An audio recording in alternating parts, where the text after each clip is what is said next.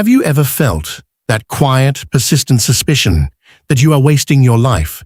You fill your days with movement, with tasks, with conversations, with goals. Yet beneath all of it, something feels hollow, as if you are functioning, but not living, participating, but not inhabiting. You tell yourself it is stress, or burnout, or anxiety. Maybe someone has labeled it depression. Maybe a prescription followed, a tablet in the morning, another at night, and gradually the sharp edge of discomfort softens. But so does the message. What if that suffering is not malfunction? What if it is a signal? Carl Jung proposed something radical.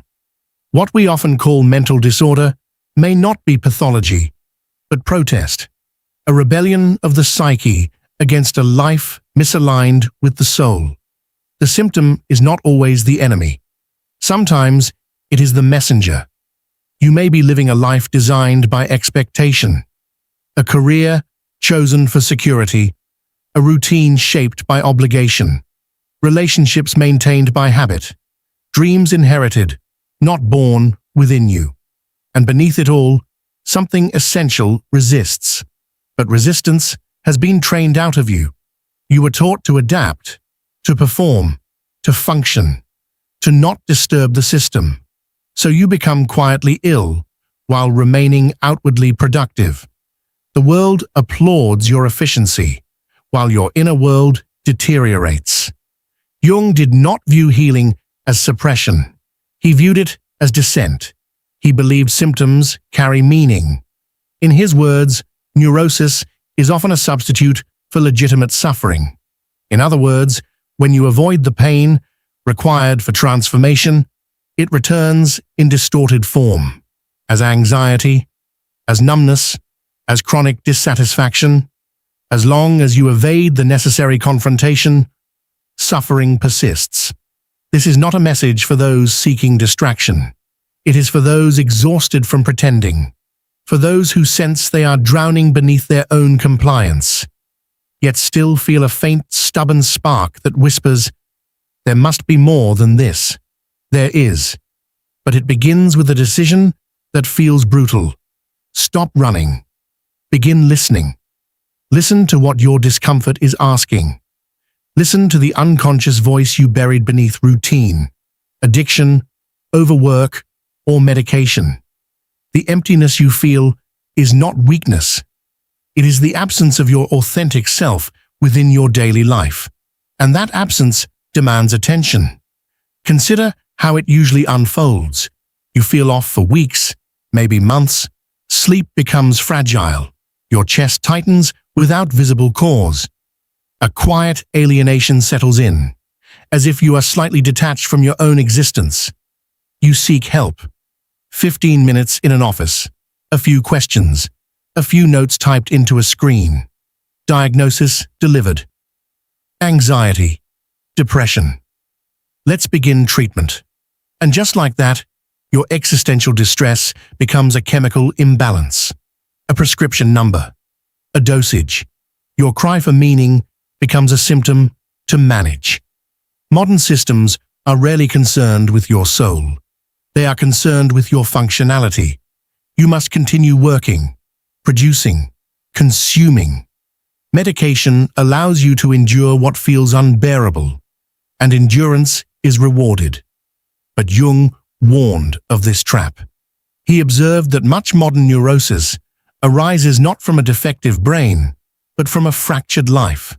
When your outer existence contradicts your inner truth, tension accumulates.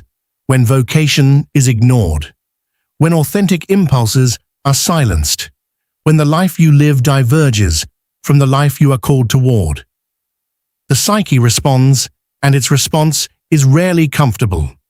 The soul does not quietly accept exile. It protests, and that protest is what you are feeling. And because the soul has no literal voice, it speaks the only way it can. Through the body, through the nervous system, through the mind. Anxiety, panic, a heaviness that feels like hopelessness. But instead of listening, We are conditioned to mute, neutralize the discomfort, stabilize the mood, return to normal as quickly as possible. But pause for a moment. What is this normal? A job that drains you but feels too risky to leave. Relationships maintained for image rather than intimacy. Goals inherited from expectation, not born from conviction.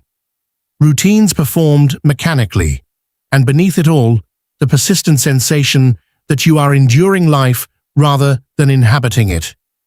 The anxiety is not malfunction. It is protest. It is the psyche whispering, sometimes shouting, "This life does not belong to you."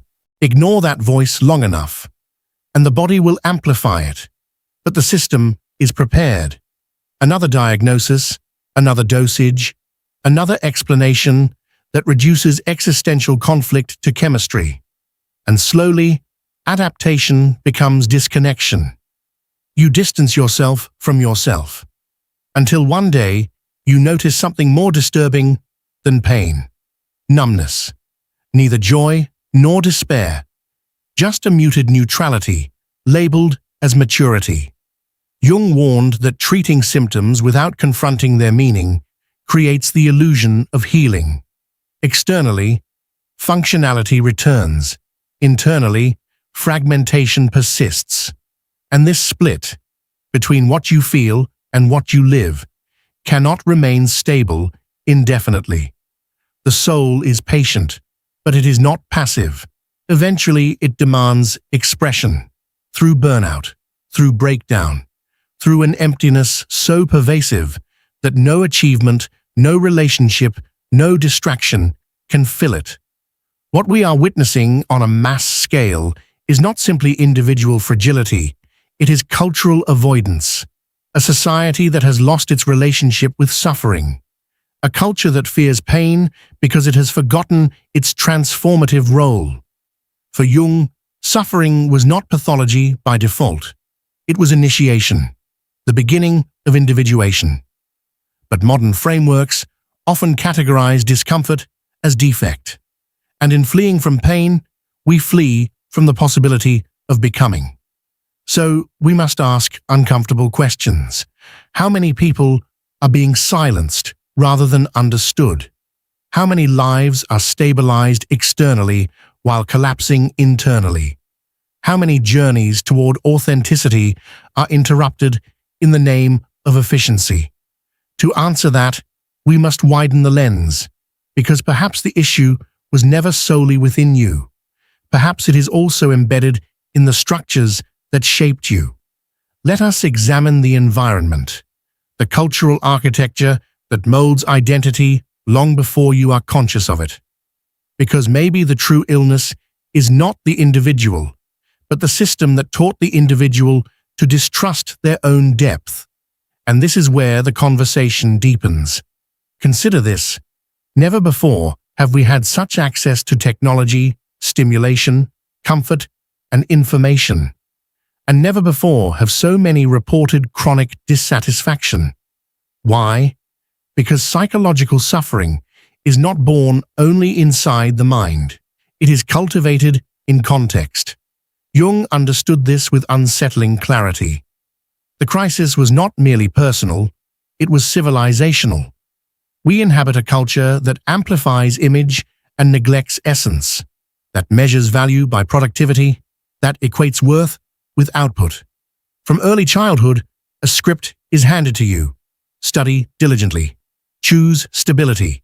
Be useful. Consume. Smile. Hide vulnerability. You are trained to adapt before you are invited to discover. Efficiency is rewarded. Authenticity is optional. And slowly, without noticing, you become what the structure requires, not necessarily what your inner world longs to become. When adaptation replaces individuation, something fractures. And that fracture is often mislabeled as disorder. But perhaps it is conscience. Perhaps it is the psyche resisting reduction. And if that is true, then your suffering is not weakness. It is evidence that something within you still refuses to disappear. We are raised to perform, to compete, to achieve, to impress. From early on, the message is clear. Win approval, accumulate credentials, outpace others. But who teaches you to sit in silence and ask, what actually gives my life meaning? What feels true to me when no one is watching? What makes existence worth enduring? That absence is not accidental, it is structural. You are conditioned to believe your identity is external. Your job title, your income, your reputation, your ability to meet expectations. But Jung saw the danger in this arrangement. When your value depends on external metrics, you live in perpetual exposure. One downturn, one rejection, one comparison, and your sense of self destabilizes. Worse, you drift away from your interior life, from instinct, from imagination, from the unconscious layers that carry your authentic orientation. And in that drift, emptiness takes root. Quietly, you fulfill requirements. You complete milestones. You appear successful, yet something feels misplaced, as though you are inhabiting a script rather than a life. This sensation is not weakness, it is disconnection. Disconnection from spontaneity, from intuition, from the raw, unfiltered impulses that once guided you before they were disciplined into conformity. Jung believed that such disconnection fuels deep psychological disturbance, but a disconnected population is manageable. When individuals derive identity from external validation, they become predictable. They consume more. They question less. They comply more easily. And when collapse eventually comes, as anxiety, burnout, depression, the response is often surface-level stabilization, relief without revelation. But Jung insisted that healing requires confrontation, not only of internal wounds, but of the structures that shaped them. To individuate, you must examine the conditioning. What was silenced? What was sacrificed to belong? What aspects of yourself were deemed inconvenient and pushed aside? This recognition is painful.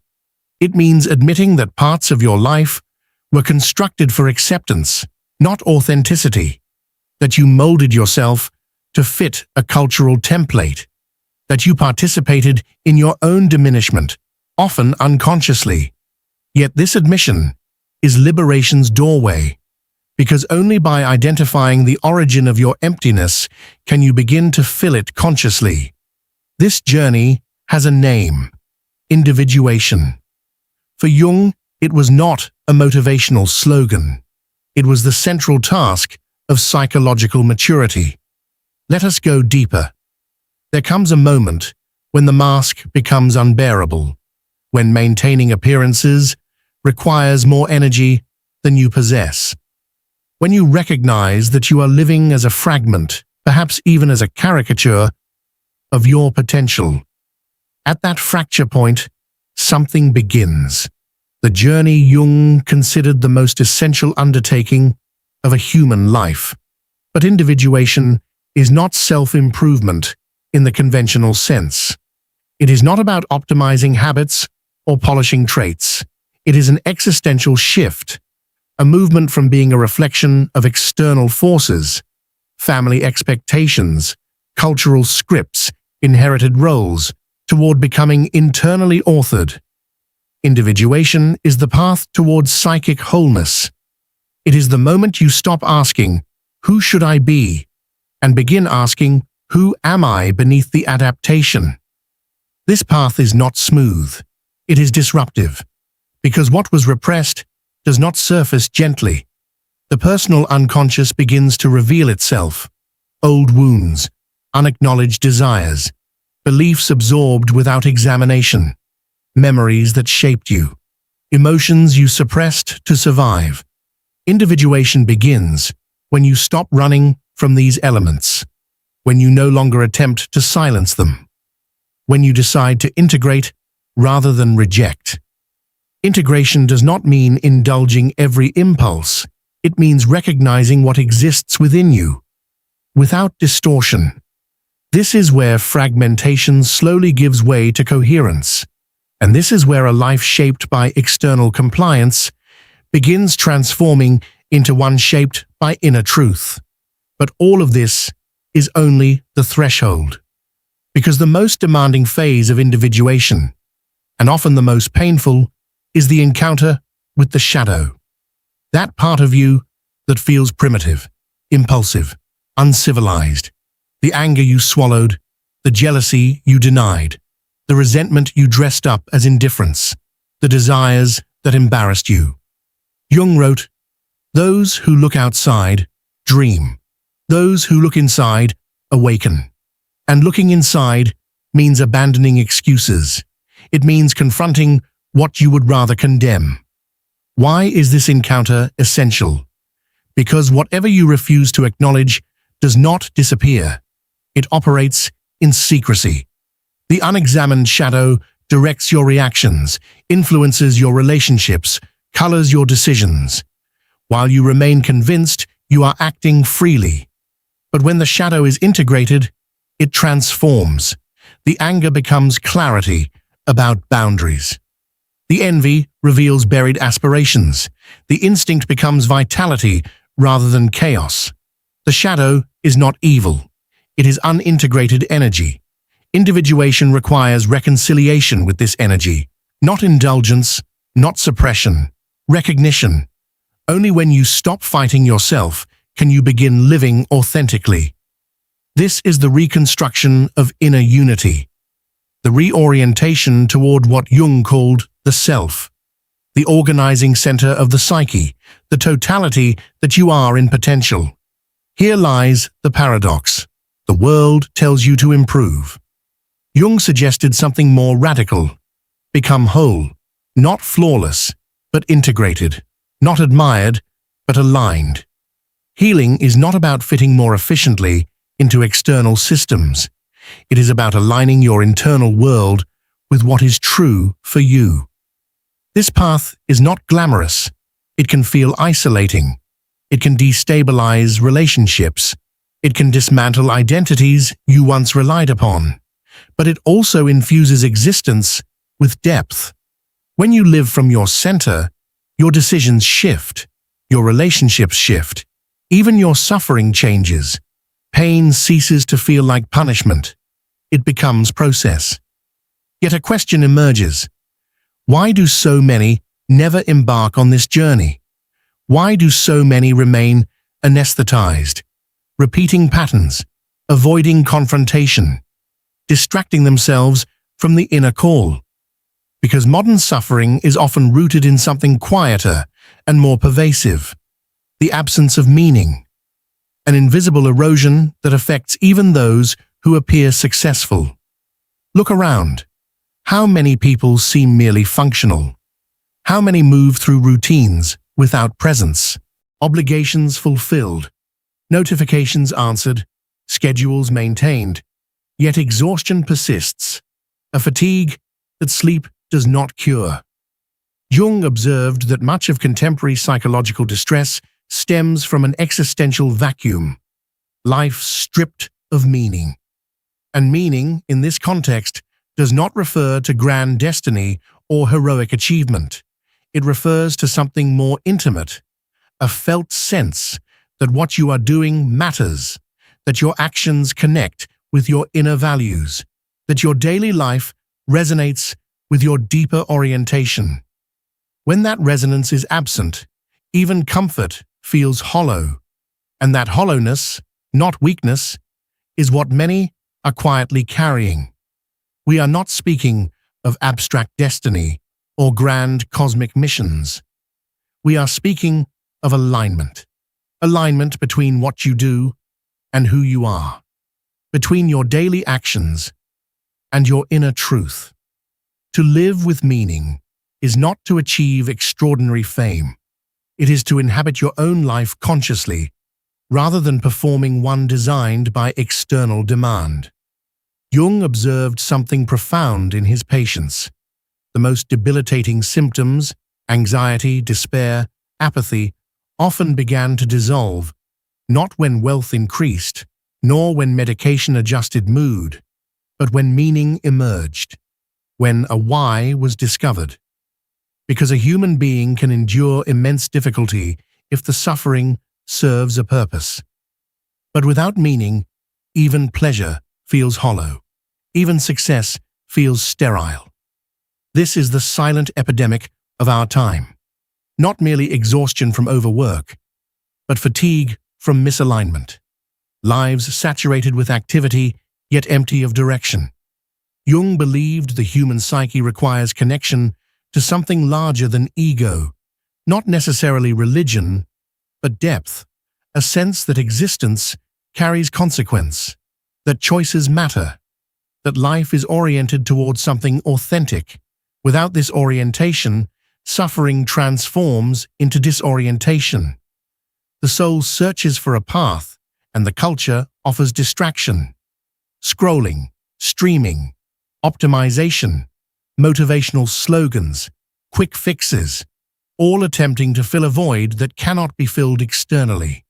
Because the void is not chemical, it is existential. Many are living lives they did not consciously choose. Careers selected for security rather than resonance. Relationships maintained from fear rather than love. Cities inhabited for status rather than belonging. Routines repeated until identity fades, and the psyche reacts. The body tightens, the mind fragments, the soul contracts. There is no medication for the absence of direction, because what is lacking is not neurotransmitter balance. It is orientation.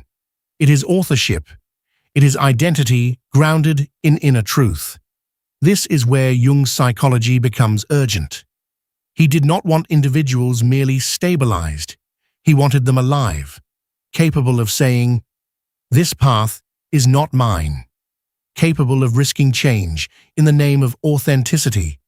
But how does one rebuild meaning in a world designed to distract? Jung's answer was radical.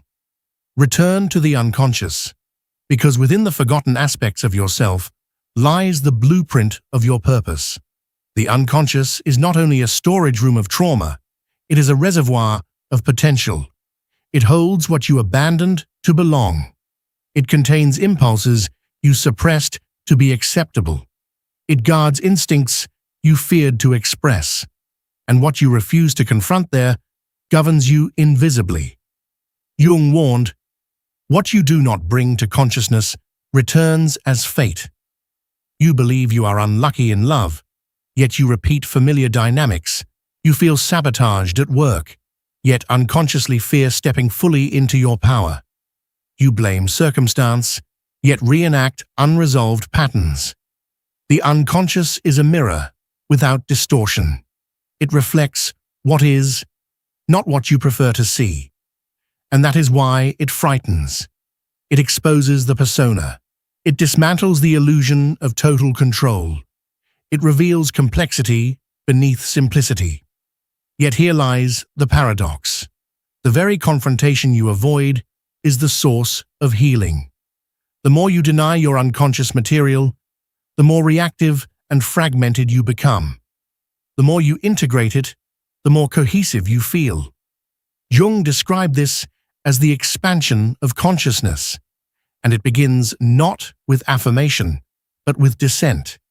Healing is not built on surface positivity. It requires depth, contact, listening. But how does one begin? Through dreams, through symbols, through creative expression, through silence, through honest reflection. The unconscious does not communicate through linear logic. It speaks in images, in recurring themes, in emotional reactions that seem disproportionate, in intuitive pulls that cannot be rationally explained. What you avoid may be precisely what contains your direction. And when you begin listening, truly listening, meaning starts to reassemble itself from within, not imposed, discovered. It is not emptiness you are feeling. It is yourself, the part of you that was set aside, silenced, adapted, locked away to survive. And when you begin to listen to that part, truly listen, something shifts.